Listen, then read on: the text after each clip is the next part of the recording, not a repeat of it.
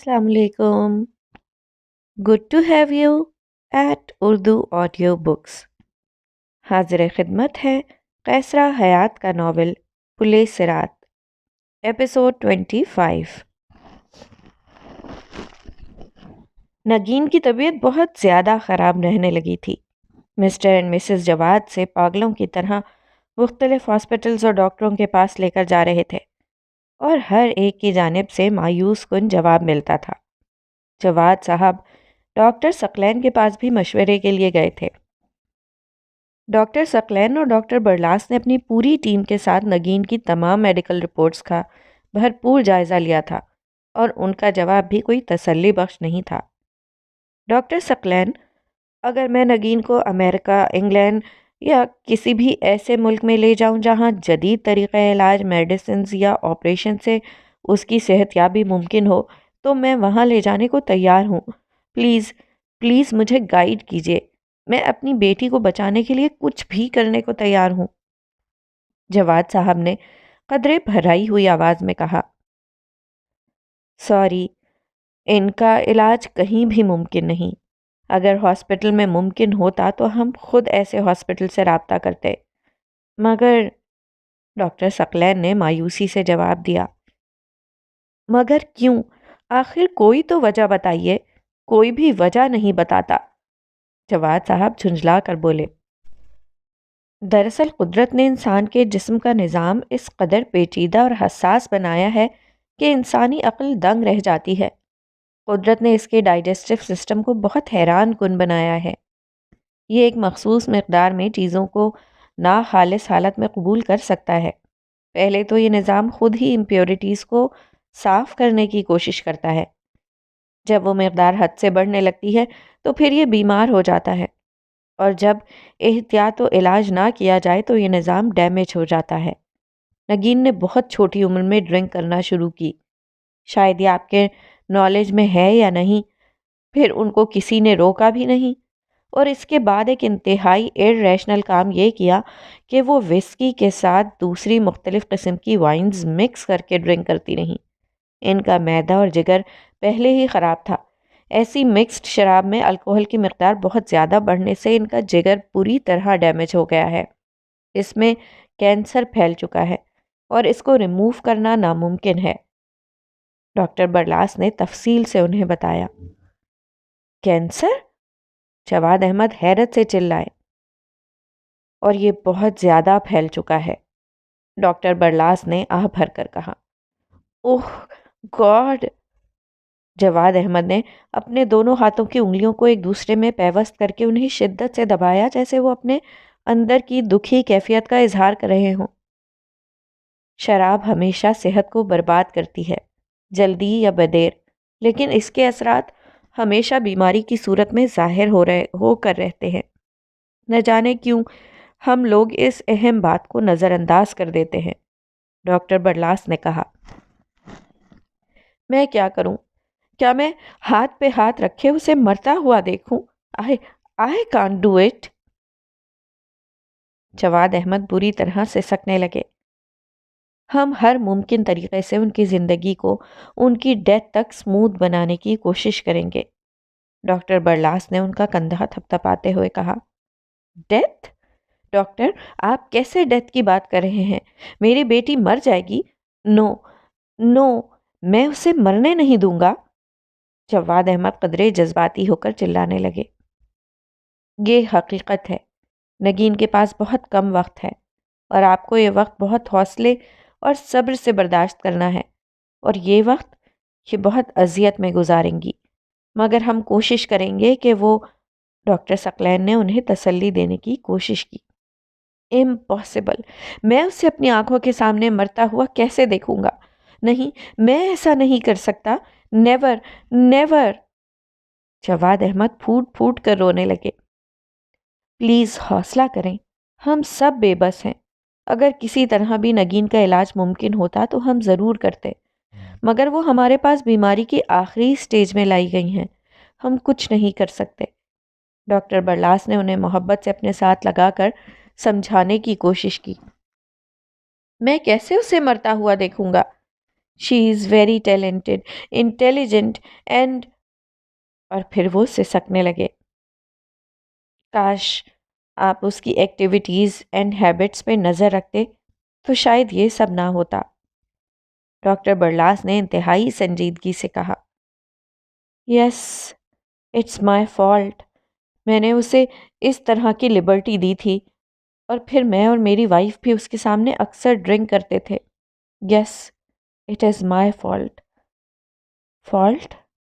جواد احمد رومال سے آنسو پوچھ کر انتہائی دکھ بھرے لہجے میں بولے، انسان کا یہی المیہ ہے، چیزوں کے ظاہری پہلوؤں سے متاثر ہو کر اس کی حقیقت کو جاننے کی کوشش نہیں کرتے۔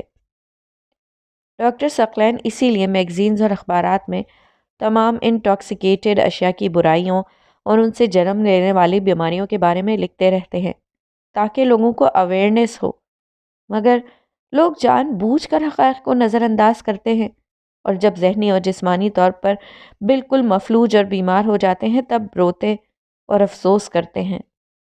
ڈاکٹر برلاس نے نرم لہجے میں کہا۔ جواد احمد نے شرمندگی سے سر جھکا لیا اور آہ بھرتے ہوئے اٹھے۔ تھینک یو ویری مچ، جواد احمد نے دونوں کے ساتھ ہاتھ ملاتے ہوئے کہا۔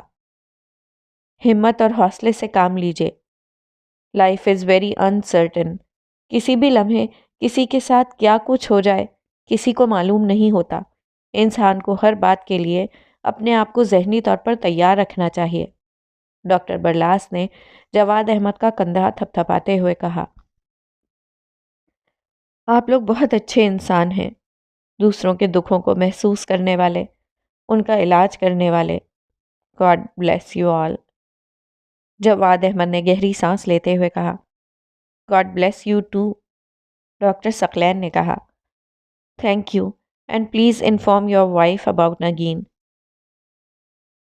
ڈاکٹر ثقلین نے انتہائی حیرت سے چونک کر جواد احمد کی طرف دیکھا۔ Both are close friends. Jawad Ahmed نے ڈاکٹر ثقلین کے چہرے پر حیرت کے آثار دیکھتے ہوئے کہا، آئی سی۔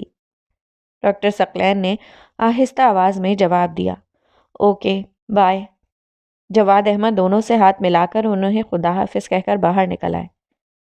آپ کی وائف اب کیسی ہیں؟ جواد احمد کے جانے کے بعد ڈاکٹر برلاس نے ڈاکٹر ثقلین سے پوچھا۔ شی از امپروونگ، ڈاکٹر ثقلین نے جواب دیا۔ نائس، ڈاکٹر برلاس نے مسکرا کر جواب دیا۔ Thanks for your support, doctor Saqlain نے مسکرا کر کہا تو وہ بھی مسکرا دیے۔ علینا میں کافی تبدیلی آ گئی تھی۔ لباس کے بارے میں وہ قدرے محتاط ہو گئی تھی۔ ہر لباس پہننے سے پہلے اس کے بارے میں کچھ دیر کے لیے ضرور سوچتی اور پھر دیوار پر لگی ماں کی تصویر کی جانب دیکھتی۔ ماں کے چہرے پر مسکراہٹ اسے اچھی لگتی تو وہ لباس پہن لیتی، ورنہ کوئی اور پہنتی۔ جب سے تصویر اس کے کمرے میں لگی تھی، ایک عجیب سا احساس اس کے اندر پیدا ہونے لگا تھا۔ اسے ہر وقت اپنے ساتھ اپنی ماں کی موجودگی کا احساس بہت محتاط رکھنے لگا تھا۔ کبھی وہ جان بوجھ کر نظر انداز کرنے کی کوشش بھی کرتی تو اس کے دل کے اندر کہیں اضطراب پیدا ہونے لگتا۔ اسے کبھی کبھی یوں محسوس ہوتا جیسے اس کے کمرے میں ماں کی تصویر نہ لگی ہو بلکہ وہ خود موجود ہوں، اور ان کے وجود سے محبت اور پیار کی نرم گرم شعائیں کمرے کے ماحول کو خوشگوار بنا رہی ہوں۔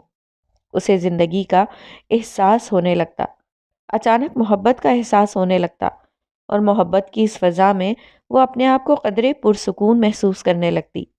برسوں سے جو اضطراب اور ڈپریشن اس کے اندر آگ بھڑکاتا رہتا تھا، اب وہ قدرے کم ہونے لگا تھا۔ ڈاکٹر ثقلین کے بارے میں بھی اس کی سوچ کچھ بدلنے لگی تھی۔ وہ ڈاکٹر ثقلین کا لایا ہوا لٹریچر پڑھنے میں مصروف تھی جب ڈاکٹر ثقلین کمرے میں داخل ہوئے اور اسے پڑھتا دیکھ کر مسکرانے لگے۔ اس نے جلدی سے سب کچھ فولڈ کر کے سائڈ ٹیبل کی دراز میں رکھ دیا۔ کیسا لگا یہ لٹریچر؟ اس میں ٹیسٹ ریسرچ پیپرز بھی ہیں جو انٹرنیشنل میگزینز میں شائع ہونے والے ہیں۔ اس میں ان کی فوٹو اسٹیٹس بھی ہے، ڈاکٹر ثقلین نے صوفے پر بیٹھتے ہوئے کہا۔ میں نے ابھی پڑھے نہیں، اس نے قدرے لاپرواہی سے جواب دیا۔ اوکے، ٹائم ملے تو ضرور پڑھنا، ڈاکٹر ثقلین نے کہا اور یک ٹک اس کی جانب دیکھا۔ اس نے بلو جینز کے ساتھ سلیو لیس وائٹ ٹی شرٹ پہن رکھی تھی۔ علینا، آپ سے ایک بات کہوں؟ ڈاکٹر ثقلین نے اس کی جانب دیکھتے ہوئے کہا۔ علینا نے ان کی جانب دیکھا اور منہ دوسری جانب پھیر دیا۔ انسان کی ڈریسنگ سے اس کے اندر کی شخصیت کا پتہ چلتا ہے، اس کی سوچ۔ اور ڈاکٹر ثقلین نے مزید کچھ کہنا چاہا۔ آپ کیا کہنا چاہتے ہیں؟ یہ کہ میری ڈریسنگ میری طرح امورل ہے، میری کوئی ویلیوز اور کوئی ایتھکس نہیں؟ علینا قدرے چلاتے ہوئے بولی۔ I never mean it. Doctor Saqlain نے اسے سمجھانے کی کوشش کی۔ میں جب سے یہاں آئی ہوں ہر کوئی مجھے یہ یقین دلانے کی کوشش کر رہا ہے کہ مجھ سے زیادہ ولگر اس گھر میں اور کوئی نہیں۔ وہ ایک دم غصے سے مشتعل ہو کر بولی۔ پلیز علینا، ایسی کوئی بات نہیں، cool down please. Doctor Saqlain نے اس کے کندھوں پر ہاتھ رکھ کر نرمی سے کہا۔ I am misfit here. اور وہ پھوٹ پھوٹ کر رونے لگی۔ You are not at all. اور ڈاکٹر ثقلین نے محبت سے اسے اپنے ساتھ لگایا اور وہ پہلی بار ان کے گلے لگ کر رونے لگی۔ انہوں نے محبت سے اپنا رومال نکال کر اس کے آنسو پوچھے۔ محبت کرنے والے کسی کی آنکھوں میں آنسو نہیں دیکھ سکتے۔ آئی لو یو سو مچ۔ اور انہوں نے مسکرا کر اس کی جانب دیکھا تو وہ بھی زیر لب مسکرا دی۔ دیٹس اٹ، یو نو، آپ کی اسمائل بہت سویٹ ہے، لائک یو۔ ڈاکٹر ثقلین نے محبت سے کہا تو اس نے چونک کر ان کی جانب دیکھا۔ اس کی آنکھوں میں بے یقینی تھی۔ ایسی محبت اور ایسی پذیرائی آج تک کسی نے اس کی نہیں کی تھی۔ جمی، سلمان، اویس اور اسد نے تو بالکل ہی اس کو کسی قابل نہیں سمجھا تھا، اور ڈاکٹر ثقلین کی اتنی پذیرائی اس کے دل میں شکوک پیدا کرنے لگی۔ کیا یہ ظاہری طور پر میرے سامنے ایسے الفاظ استعمال کر رہے ہیں؟ مجھے خود فریبی میں مبتلا کرنا چاہتے ہیں؟ کہیں یہ مجھے خوبصورت لفظوں میں الجھا کر، مجھے خوش فہمیوں میں مبتلا کر کے وہی کچھ تو نہیں کرنا چاہتے جو سب نے میرے ساتھ کیا؟ مجھے بے وقوف بنایا۔ میں محبت کی پیاسی، محبت کی متلاشی، ان کی باتوں کے سحر میں کھو کر اپنی حقیقت بھی کھو بیٹھی۔ اس نے اچانک دکھ سے سوچا اور ڈاکٹر ثقلین کی جانب دیکھا جو اپنے بریف کیس میں سے کچھ فائلز نکال کر دیکھ رہے تھے۔ علینا از نان سینس۔ اس سے محبت تو نہیں، البتہ فلرٹ کیا جا سکتا ہے۔ جمی کے الفاظ اس کے کانوں میں گونجے اور اس کی آنکھوں کے گوشوں کو نرم کرنے لگے۔ یار شی از اسٹوپڈ۔ اس سے بس ایک بار آئی لو یو کہو تو پھر جیسے چاہو ایکسپلائٹ کرو۔ شی از کریزی۔ سلمان نے جمی کے ہاتھ پر ہاتھ مارتے ہوئے کہا۔ علینا کا دل بری طرح چلایا اور اس کی آنکھوں میں نم پانی کی مقدار بڑھنے لگی۔ اس نے گہری سانس لی۔ علینا، مجھے تم سے کبھی محبت ہو ہی نہیں سکتی، البتہ طرز ضرور آتا ہے کہ کوئی تم سے زیادہ دیر محبت نہیں کر سکتا، کیونکہ تم سائیکک اور موڈی ہو۔ تم سے اچھی بات کے جواب میں اچھی نہیں، البتہ انتہائی بری بات کی توقع کی جا سکتی ہے۔ اینڈ یو نو، لڑکیوں کی ایسی ہیبٹس انہیں لڑکوں میں ان پاپولر کر دیتی ہیں اور وہ ان کی نظروں میں زیرو بن جاتی ہیں، جیسا کہ تم۔ اویس کی باتیں اس کے ذہن میں گونجنے لگیں اور اس کی آنکھوں سے آنسو ٹپ ٹپ گرنے لگے۔ ڈاکٹر ثقلین نے اپنا بریف کیس بند کر کے اچانک اس کی جانب دیکھا تو چونک گئے۔ علینا، کیا ہوا آپ کو؟ آپ کیوں رو رہی ہیں؟ ڈاکٹر ثقلین نے قدرے بدحواس ہو کر پوچھا اور اس کے قریب بیڈ پر بیٹھ کر اس کے کندھوں پر اپنا بازو رکھا اور اسے ساتھ لگایا۔ آپ مجھ سے جھوٹ بولتے ہیں، سب جھوٹ بولتے ہیں، سب دھوکے باز ہیں، محبت کے نام پر دھوکا۔ وہ ایک دم ہائپر ہو گئی اور ڈاکٹر ثقلین کا بازو غصے سے پیچھے ہٹایا۔ علینا کا قدرے ہتک آمیز رویہ تھا۔ ڈاکٹر ثقلین حیرت سے اس کی جانب دیکھنے لگے۔ یہ آپ کس لہجے میں بات کر رہی ہیں؟ ڈاکٹر ثقلین بمشکل غصے پر قابو پاتے ہوئے کہنے لگے۔ I know well, you are a big fraud. بہت بڑا دھوکا ہیں آپ، وہ غصے سے بولی۔ اگلے ہی لمحے ڈاکٹر ثقلین نے تڑاک سے ایک تھپڑ اس کے چہرے پر مارا اور وہ گھوم کر رہ گئی۔ یہ تھپڑ میں نے آپ کو ہوش دلانے کے لیے مارا ہے۔ نہ جانے آپ کہاں گم ہیں اور کیا نان سینس بول رہی ہیں۔ Be in your senses. Doctor Saqlain نے لہجے کو نرم بنانے کی کوشش کرتے ہوئے اسے سمجھایا تو وہ خاموش اور پھٹی پھٹی نگاہوں سے اس کی جانب دیکھنے لگی۔ اسے نہ تو ایسے تھپڑ کی امید تھی اور نہ ہی ایسے رویے کی۔ آپ مجھ پر اور میری محبت پر اعتبار کیوں نہیں کرتی؟ آپ کو کیا اندیشے اور وسوسے ہیں؟ کیا بات ہے کہ آپ ایک دم موڈی اور ہائپر ہو جاتی ہیں؟ آپ کے اندر کون سی تلخیاں ہیں جو آپ کو مجھ پر اعتبار نہیں کرنے دیتی ہیں اور آپ میرے قریب آ کر پھر دور چلی جاتی ہیں؟ علینا، پلیز مجھ پر اور میری محبت پر اعتبار کرو۔ I am your husband. Doctor Saqlain نے محبت سے اس کا ہاتھ پکڑ کر اسے باور کرانے کی کوشش کی۔ آئی کانٹ ٹرسٹ، اور وہ پھوٹ پھوٹ کر رونے لگی۔ کیوں اعتبار نہیں کر سکتی؟ کیا آپ مجھ پر اعتبار نہیں کر سکتی؟ ڈاکٹر ثقلین نے انتہائی حیرت سے پوچھا۔ کسی پر بھی نہیں، اپنے آپ پر بھی نہیں۔ وہ آہستہ آہستہ بڑبڑانے لگی۔ ڈاکٹر ثقلین حیرت سے اس کی جانب دیکھنے لگے۔ وہ اس وقت بالکل مختلف پرسنالٹی تھی۔ وہ 1 گھنٹہ پہلے والی علینا نہیں تھی اور آدھا گھنٹہ پہلے والی علینا بھی نہیں تھی۔ اب وہ بالکل مختلف تھی، نارمل انسان سے جنونی اور جنونی سے نفسیاتی۔ اس کے اندر نہ جانے کتنی پرسنالٹیز جمع ہو گئی تھیں، اور ڈاکٹر ثقلین کے لیے یہ انتہائی غیر متوقع اور حیرت کی بات تھی۔ وہ اسے دیکھ کر گہری سوچ میں ڈوب گئے اور خاموش نگاہوں سے مسلسل اس کی جانب دیکھنے لگے۔ وہ خلا میں کہیں گھور رہی تھی اور اس کے ذہن میں جمی، سلمان اور اویس کی باتوں کی بازگشت، ان کی تمسخرانہ جملے اور ان کی طنزیہ باتیں اس کے چہرے کے تاثرات کو بری طرح متاثر کر رہی تھیں۔ آج نگین کے والد میرے پاس آئے تھے۔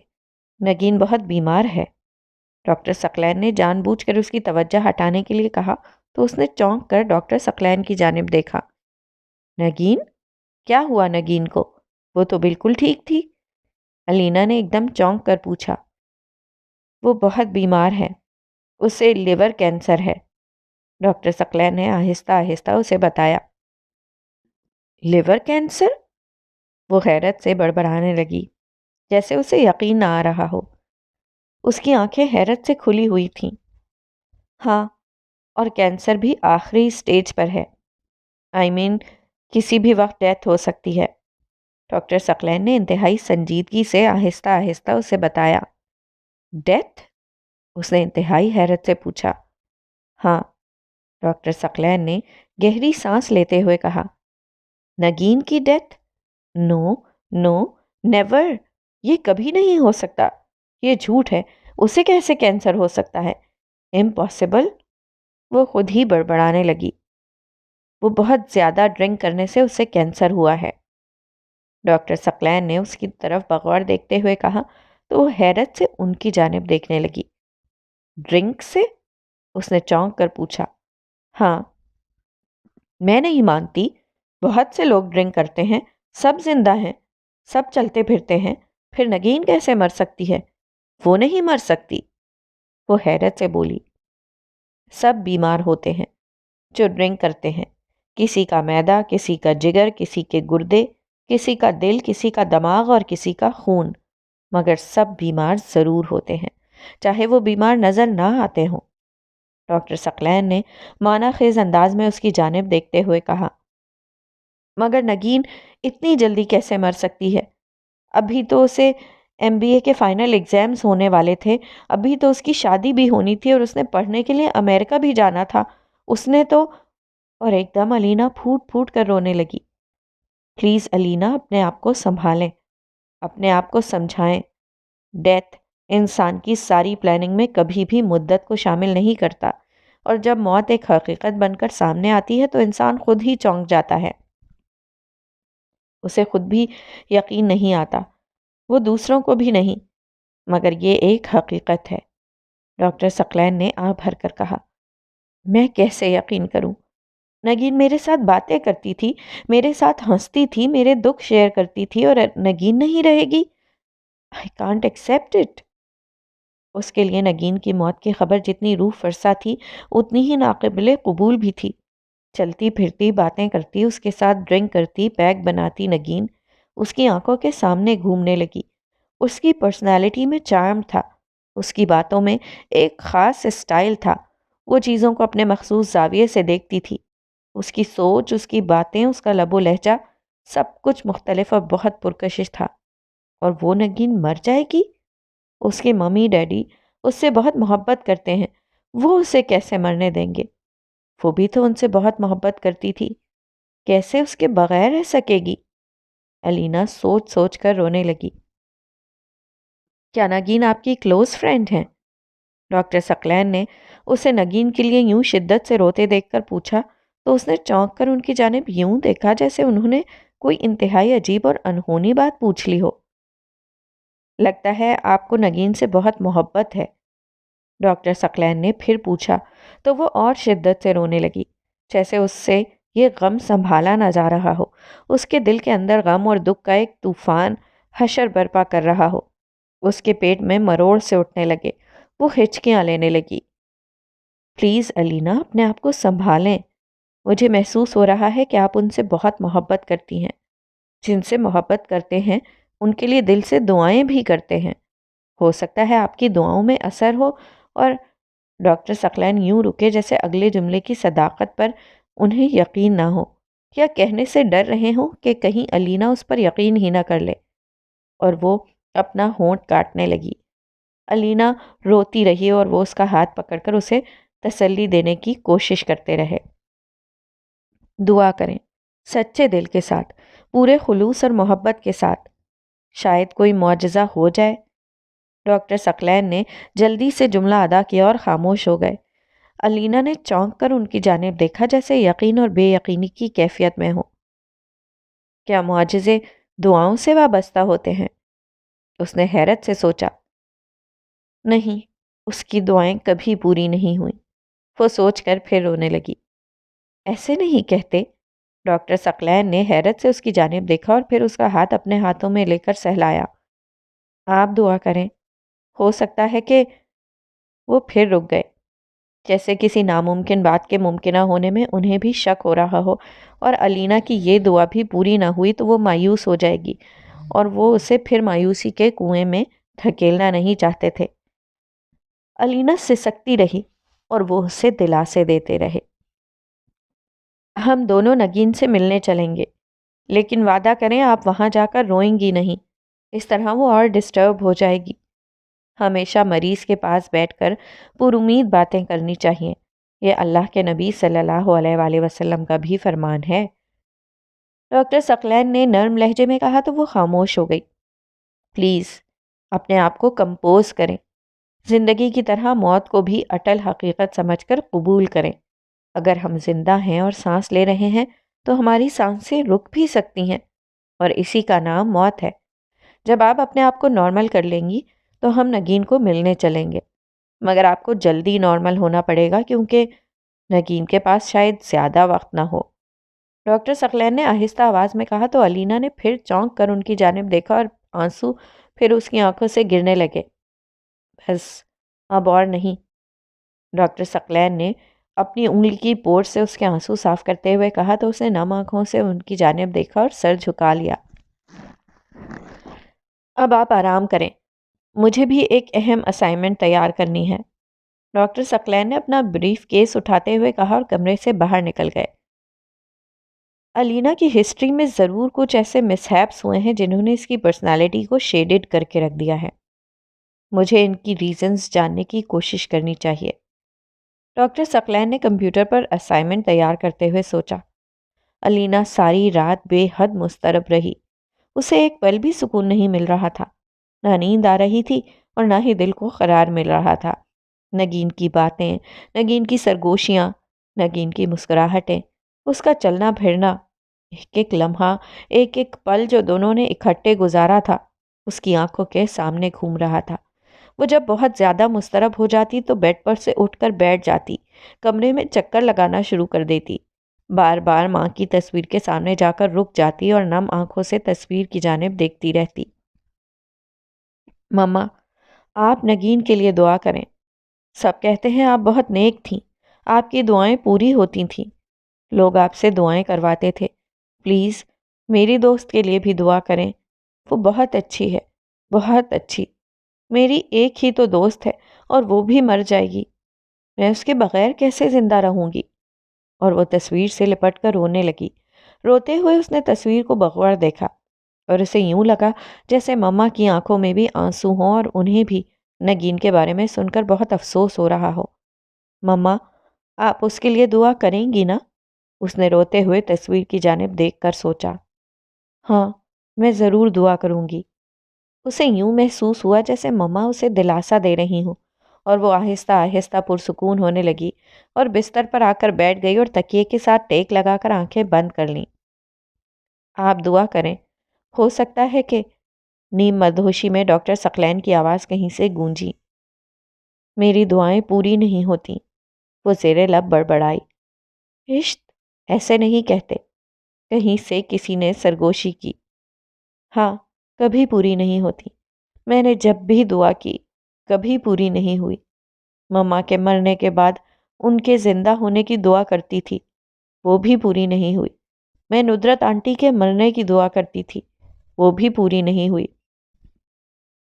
میں اسد کو پانے کے لیے بہت دعا کرتی تھی، وہ بھی پوری نہیں ہوئی۔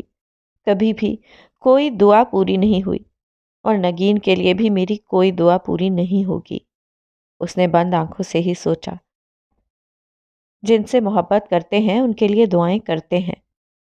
کسی نے پھر سرگوشی کی اور اس نے بڑبڑا کر آنکھیں کھول دیں اور ادھر ادھر دیکھنے لگی۔ ارد گرد کوئی بھی نہیں تھا۔ یہ الفاظ کس نے کہے تھے؟ ڈاکٹر ثقلین نے؟ نگین نے؟ جمی نے؟ سلمان نے؟ کس نے؟ وہ گہری سوچ میں ڈوب گئی۔ میں نگین سے بہت محبت کرتی ہوں، بہت محبت۔ وہ اٹھ کر بیڈ پر بیٹھ گئی اور اپنی سوجی ہوئی سرخ آنکھوں سے ارد گرد دیکھنے لگی۔ مما، آپ دعا کر رہی ہیں نا؟ وہ پھر تصویر کے پاس جا کر بڑبڑائی اور تصویر کی طرف بغور دیکھتی رہی۔ میں کیسے؟ I don't trust in God. میں نے جب بھی اس سے کچھ مانگا اس نے نہیں دیا۔ وہ مجھے نگین کی زندگی بھی نہیں دے گا۔ I am sure. اس نے انتہائی مایوسی سے سوچا۔ جن سے محبت کرتے ہیں ان کے لیے دعائیں بھی کرتے ہیں۔ آواز کی بازگشت اسے پھر مضطرب کرنے لگی، اسے مزید الجھانے لگی۔ کیا تم اپنی پیاری دوست کے لیے دعائیں کرو گی؟ کیا تم اس سے محبت نہیں کرتی؟ کیا جن سے محبت کرتے ہیں ان کے لیے دعائیں نہیں کی جاتی؟ کئی ملی جلی آوازیں اسے پریشان کرنے لگیں۔ وہ صوفے پر جا کر بیٹھ گئی اور الماری میں سے دوپٹہ نکال کر وضو کرنے لگی۔ وضو کرتے ہوئے بھی اسے خیال نہ رہا کہ اس کا آدھا جسم تو ننگا تھا۔ اس نے سلیو لیس شرٹ پہن رکھی تھی۔ وہ وضو کر کے دوپٹہ اوڑھ کر صوفے پر بیٹھ گئی اور دونوں ہاتھ اٹھا کر نگین کے لیے دعا کرنے لگی۔ اس کی آنکھوں سے جھڑی سی رواں ہو گئی۔ اسے کچھ بھی سمجھ نہیں آ رہا تھا کہ وہ نگین کے لیے کیا دعا کرے۔ اس کی بیماری کے ختم ہونے کی، اس کی ڈرنک کے عادت کے ختم ہونے کی، یا پھر صرف اور صرف اس کی زندگی کی۔ وہ کتنی دیر خاموش آنکھیں بند کیے بیٹھی رہی۔ نگین کو زندہ رہنا چاہیے، میں اس سے بہت محبت کرتی ہوں۔ اس نے گڑ گڑا کر صرف یہ دعا کی۔ اچانک دروازہ کھلا اور ڈاکٹر ثقلین اپنے کوئی ڈاکیومنٹس لینے کمرے میں آئے اور اس کو یوں دعا مانگتا دیکھ کر ٹھٹکے۔ اس کا حلیہ دیکھ کر چونکے۔ ننگے بازو اور ڈیپ گلا، صرف سر پر چھوٹا سا کالے رنگ کا دوپٹہ۔ انہوں نے وارڈروب کھولی اور اس میں سے قدرے بڑا دوپٹہ نکال کر اس کے کندھوں پر پھیلا دیا۔ اس نے چونک کر آنکھیں کھولیں، جیسے اس کی دعاؤں کا تسلسل ٹوٹ گیا ہو۔ ہر محفل کے آداب ہوتے ہیں، اور اس کی محفل میں جانے کے لیے بھی محبت اور ادب بہت ضروری ہے۔ ڈاکٹر ثقلین نے نرم لہجے میں کہا تو اسے ان کی بات سن کر ایک دم غصہ آ گیا اور دوپٹہ کھینچ کر دور پھینکا۔ سر پر اوڑھا دوپٹہ بھی اتارا اور خشمگین آنکھوں سے ڈاکٹر ثقلین کی جانب دیکھنے لگی۔ Please try to understand. Doctor Saqlain نے شائستہ لہجے میں اسے سمجھانے کی کوشش کی۔ all of you are، وہ غصے سے چلاتے ہوئے بولی اور دروازہ کھول کر ٹیرس پہ چلی گئی۔ ڈاکٹر ثقلین اس کے پیچھے جانے لگے مگر اس نے دروازے کو لاک لگا دیا۔ ڈاکٹر ثقلین پریشان ہو کر اسٹڈی روم میں چلے گئے مگر اب ان سے اسائنمنٹ کرنا مشکل ہو رہا تھا۔ وہ ساری رات مضطرب رہے، ایک لمحے کے لیے بھی انہیں نیند نہیں آ رہی تھی۔ علینا ان کو شدید ذہنی اذیت دے رہی تھی، ایسی اذیت جس کا شاید اسے خود بھی کوئی اندازہ نہیں تھا، جسے وہ خود بھی محسوس نہیں کرتی تھی۔ مگر ڈاکٹر ثقلین کس قدر اپسیٹ تھے یہ صرف وہی جانتے تھے۔ اگلے روز بیدار ہوتے ہی علینا نگین سے ملنے اس کے گھر چلی گئی۔ نگین ایک پرائیویٹ ہاسپٹل میں ایڈمٹ تھی۔ گھر پر کوئی نہیں تھا سوائے ملازمین کے، جنہوں نے اسے ہاسپٹل کا ایڈریس بتایا۔ وہ ہاسپٹل کے مطلوبہ روم میں پہنچی تو نگین کو دیکھ کر حیران رہ گئی۔ وہ بیڈ پر پڑی بالکل دکھائی ہی نہ دے رہی تھی۔ ہڈیوں کا ڈھانچہ، نحیف و نزار جسم جو سکڑ کر کسی کمسن بچی کے انتہائی لاغر و بیمار جسم میں تبدیل ہو گیا ہو۔ اس کی سانولی رنگت جل کر سیاہ ہو چکی تھی۔ اس کو کوئی ہوش نہ تھی۔ علینا اسے دیکھ کر رونے لگی تو اس کی ممی اسے باہر لے آئیں۔ نگین شدید تکلیف میں ہے۔ درد کی شدت اس قدر زیادہ ہوتی ہے کہ اس سے برداشت نہیں ہوتی۔ ابھی ڈاکٹر نے اسے انجیکشنز لگا کر سلایا ہے، نگین کی ممی نے اسے روتے ہوئے بتایا۔ علینا بھی ان کی باتیں سن کر رو رہی تھی۔ یہ سب کچھ کیسے ہو گیا؟ اتنی اچانک؟ مجھے تو یقین ہی نہیں آ رہا، علینا نے آہ بھر کر کہا۔ وہ 3 ماہ سے بیمار ہے۔ پہلے اس کو پرابلم ہوتی تھی تو وہ ہمیں بتاتی ہی نہیں تھی۔ نہ جانے کیسے یہ سب ہو گیا، وہ افسردگی سے بولیں۔ ڈرنک کرنے سے یہ سب ہوا ہے۔ اس کی ذمہ دار تم ہو۔ تم نے اس پر نظر نہیں رکھی اور اس کو ہر بات کرنے کی اجازت دے رکھی۔ اچانک پیچھے سے جواد احمد آ کر بیوی پر چلانے لگے۔ Jawad please don't blame me, you are responsible too. آپ اس کے سامنے ڈرنک کرتے تھے جب وہ ابھی فرسٹ ایئر میں تھی۔ اس کی ممی غصے سے چلاتے ہوئے بولیں۔ شٹ اپ، جواد احمد بھی چلائے۔ علینا حیرت سے دونوں کو ایک دوسرے پر چلاتے ہوئے اور الزام تراشی کرتے ہوئے دیکھ کر حیران ہوتی رہی۔ آج میری بیٹی کی یہ حالت تمہاری وجہ سے ہے۔ وہ مر رہی ہے اور میں اس کے لیے کچھ نہیں کر سکتا۔ وہ تکلیف میں ہے اور میں اس کی تکلیف دور نہیں کر سکتا۔ I hate you۔ جواد احمد مشتعل ہو کر بیوی پر چلانے لگے۔ Behave yourself، وہ کہہ کر غصے سے کمرے کے اندر چلی گئیں اور جواد احمد دیوار کے ساتھ سر ٹکا کر سسکتے ہوئے مٹھیاں بھیج کر اس پر مکے مارنے لگے۔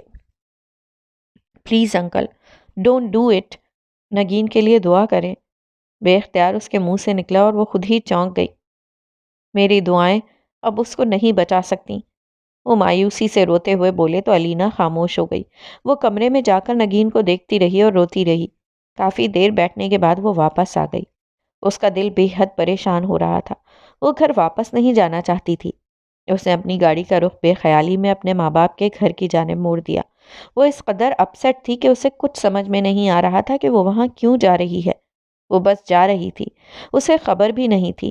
وہ شادی کے بعد ایک بار بھی ندرت سے ملنے نہیں گئی تھی اور نہ ہی ندرت اس سے کبھی ملنے آئی تھی۔ وہ شاکر علی سے اکثر فون پر بات کر لیتی تھی۔ علی بھی اس کو کبھی کبھار امریکہ سے فون کر لیا کرتا تھا۔ دونوں بہن بھائی کبھی بھی ایک دوسرے سے ویسی محبت نہیں کر پائے تھے جیسی سگے بہن بھائیوں میں ہوتی ہے، اور وجہ ندرت تھی۔ ندرت نے بچپن سے ہی دونوں کے درمیان چھوٹے چھوٹے لڑائی جھگڑوں اور اختلافات کو اتنا طول دیا تھا کہ وہ کبھی باہم ملنے ہی نہ پائے تھے۔ دونوں میں فاصلے بڑھتے گئے اور علی کو میٹرک کے بعد ندرت نے امریکہ باپ کے پاس بھجوا دیا کہ وہ جوان ہو رہا ہے اور ندرت اس کی ذمہ داریاں نہیں نبھا سکتی۔ یوں اس سے امریکہ گئے ہوئے کافی سال ہو گئے تھے۔ اس کے ڈاکیومنٹس بننے میں ہی 5-6 سال لگ گئے تھے، اور پھر اس کا دل واپس آنے کو بالکل نہیں چاہتا تھا۔ نہ اسے ندرت میں دلچسپی تھی اور نہ ہی علینا میں۔ وہ صرف شاکر علی کے قریب تھا اور اس کے ہی پاس تھا۔ گیٹ کھلا تھا اور پورچ میں ڈاکٹر ثقلین کی گاڑی کھڑی تھی۔ علینا کو شدید جھٹکا لگا۔ اس کے لیے یہ انتہائی حیران کن بات تھی۔ سنی اور یہاں اس گھر میں ندرت آنٹی کے پاس؟ اس کے دماغ میں بتیاں جلنے بجھنے لگیں۔ حیرت اور تجسس کے انتہائی جذبات اس کے اندر جنم لینے لگے۔ اس نے اپنی گاڑی کوٹھی سے باہر کھڑی کی اور آہستہ آہستہ دبے قدموں سے چلتی ہوئی گھر کے اندر چلی گئی۔ گھر میں مکمل خاموشی تھی۔ اس کے چہرے پر پسینہ سا آ گیا۔ اچانک ڈرائنگ روم سے باتوں کی آوازیں آ رہی تھیں۔ ڈرائنگ روم کا دروازہ تھوڑا سا کھلا ہوا تھا۔ وہ کان لگا کر سننے لگی۔